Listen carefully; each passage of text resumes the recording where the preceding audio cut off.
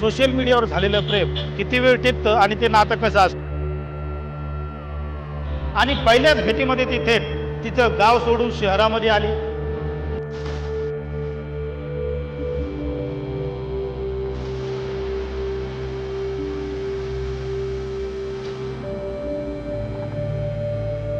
हे बघ संध्या, तुझ्या मुलासोबत एवढ्या दिवसापासून फिरते, हे असं सोशल मीडियावर झालेलं प्रेम टिकतं का? खरं असतं का? तू खरंच म्हणतोय ना लग्नाचं? हो सिरियस? सिरियस। कारण की मी खूप जणांच्या विरोधात जाऊन तुझ्याशी बोलते बरं। मला करून पाहिजे।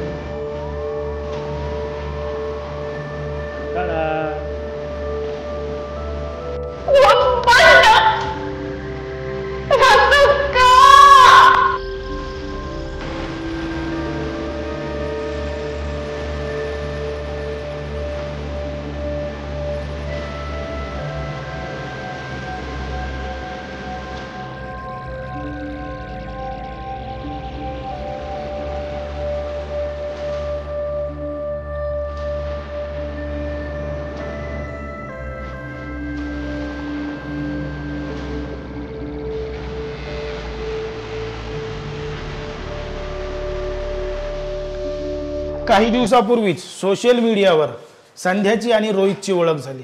ओळखीचं रूपांतर मैत्रीमध्ये झालं।